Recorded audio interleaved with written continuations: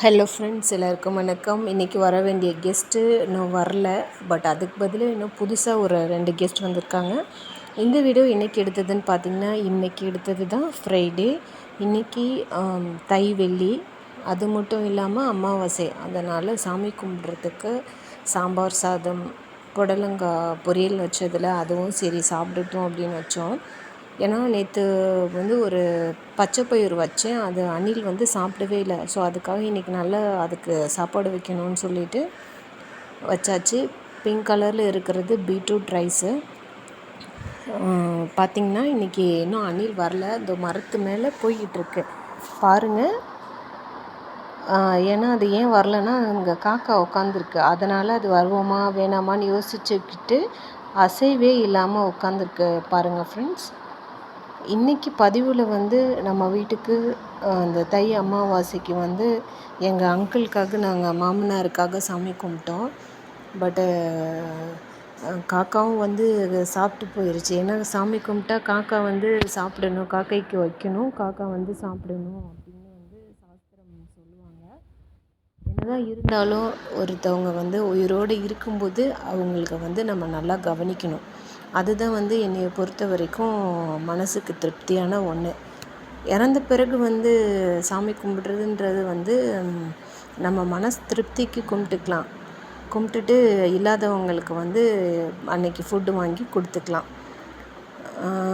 So அதை பொறுத்த வரைக்கும் எனக்கு ஒருத்தவங்க உயிரோடு இருக்கும்போது அவங்கள வந்து சிறப்பாக நல்லா கவனித்து அனுப்பி வைக்கணும். அதை நாங்கள் வந்து தவறிட்டோம். பட் இன்றைக்கி வரைக்கும் அதுக்கு நாங்கள் ஃபீல் பண்ணிக்கிட்டு தான் இருக்கோம். அன்றைக்கி இருந்த சூழ்நிலை கவனிக்க முடியல. பட்டு இன்றைக்கி அவங்க வந்து இருந்திருந்தால் நல்லாயிருக்கும், இன்னும் நல்லா பெட்டராக கவனிச்சிருக்கணும் அப்படின்னு நம்ம ஃபீல் பண்ணி எந்த பிரயோஜனமும் இல்லை.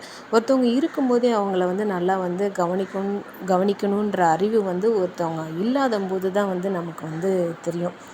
ஸோ நானும் அப்படி தான், அதே மாதிரி தான் நாங்களும் வந்து பண்ணிட்டோம். நீங்களும் அப்படி பண்ணாதீங்க. என்னோடய ஃப்ரெண்ட்ஸு, என்னோடய சப்ஸ்கிரைபர்ஸு, உங்கள் வீட்டில் பெரியவங்க இருந்தாங்க அப்படின்னா நல்லா கவனிங்க. அவங்கள சந்தோஷமாக பார்த்துக்கோங்க. சந்தோஷமாக பார்த்துக்க முடியலனாலும் 3 வேளை சாப்பாடு கண்டிப்பாக அவங்களுக்கு கொடுங்க. அவங்கள வந்து எதிர்த்து பேசாதீங்க. ஏன்னா இப்போல்லாம் இருக்க நம்மளோட பேரண்ட்ஸாக இருக்கட்டும், நம்மளோட மாமனார் மாமியாராக இருக்கட்டும், வயசு ஆக ஆக அவங்க வந்து தனிமையில் வந்து இருக்க மாதிரி ஃபீல் ஆகிடுறாங்க. ஏன்னா நம்ம வந்து நம்மளோட வாழ்க்கையை, நம்ம குழந்தைங்க அப்படி நமக்கு வேலை அப்படின்றத பார்த்துட்டு நம்ம வந்துடுறோம். பட் அவங்க வந்து லோன்லியாக இருக்காங்க. லோன்லியாக இருக்கும்போது இப்படி இருக்குமோ அப்படி இருக்குமோ இப்படியோ அப்படியோ அப்படின்னு சொல்லிட்டு பேசுவாங்க. அக்கம் பக்கத்தில் இருக்கவங்களும் இன்னும் நல்லா ஏற்றி விட்டு பேசுவாங்க. அதெல்லாம் நம்ம வந்து என்ன பண்ணணும்னா, ஒரு காதில் வாங்கிட்டு இன்னொரு காதில் விட்டுட்டு போய்கிட்டே இருக்கணும். அவங்களுக்கு நம்ம என்ன செய்ய முடியும்? சாப்பாடு, ஒரு வயிறு, நாக்குக்கு கீழே போனால் அது ருசியும் கிடையாது, ஒன்றும் கிடையாது. நாக்கு தான் ருசி. அந்த 3 வேளை சாப்பாடை வந்து அவங்களுக்கு வந்து நம்ம கொடுத்துடணும். அவங்களுக்கு ஏதாவது மாத்திரை மருந்து தேவைப்பட்டால் வாங்கி கொடுக்கலாம். இல்லை வாங்கி கொடுக்க முடியலை அப்படின்னாலும் கூட நம்ம ஊரில் கவர்மெண்ட் ஹாஸ்பிட்டலில் வந்து எல்லா வசதியும் வந்து ஃப்ரீயாகவே செஞ்சு கொடுக்குறாங்க. டேப்லெட்டு, ப்ரெஷர் மாத்திரை, சுகர் மாத்திரை எல்லாம். ஸோ நம்ம அங்கே போய் கூட வாங்கி கொடுக்கலாம். யாரையும் ஹர்ட் பண்ணாதீங்க பெரியவங்கள. ஏன்னா நிறைய பேர் சொல்கிறாங்க அவங்கள வந்து ஹர்ட் பண்ணக்கூடாது, சாப்பாடு அந்த மாதிரிலாம் கொடுங்க, திட்டாதீங்க அப்படின்னு சொல்லிட்டு. ஆக்சுவலி நான் வந்து திட்டினதும் இல்லை, எதுவும் பண்ணதில்லை. பட் எங்கள் சூழ்நிலை வந்து எங்கள் அங்கிளை வந்து கவனிக்க முடியாத சூழ்நிலையே ஆயிடுச்சு. பட் இப்போ அவங்க இல்லாதம்போது நம்ம ஃபீல் பண்ணி என்ன பண்ணுறது? ஒரு பிரயோஜனமும் இல்லை. இருக்கும்போதே வந்து அவங்கள நல்லா கவனிங்க. பாருங்கள், நம்ம வீட்டில் கெஸ்ட்டு வந்து சாப்பிட்டுக்கிட்டே இருக்காங்க. அவங்களுக்கு சாப்பாடு தான் முக்கியம். ஸோ வந்து சாம்பார் சாதம் வந்து சாப்பிட மாட்டாங்கன்னு நினச்சேன். நல்லா ரசித்து சாப்பிட்டுட்ருக்காங்க. இந்த பீட்ரூட் சாதம் வந்து காலையில் என் பசங்களுக்கு வச்சது ஸ்கூலுக்கு லஞ்சுக்கு. அதையும் வந்து டேஸ்ட் பண்ணலை. சாம்பார் சாதத்தை மட்டும்தான் டேஸ்ட் பண்ணாங்க. பீட்ரூட் சாதத்தை காக்கா மட்டும்தான் சாப்பிடுது. இந்த காக்கா வந்தோடனே பயந்துட்டு ஓடிடுச்சு பாருங்களேன், பாவம்.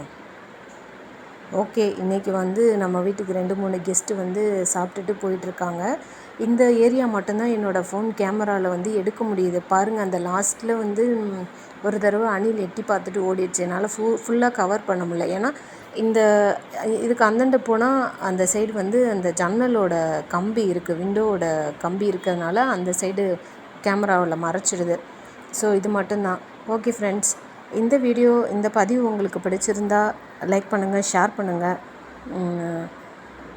உங்கள் பசங்களுக்கும் இந்த அணில் சாப்பிட்ற வீடியோ காட்டுங்க.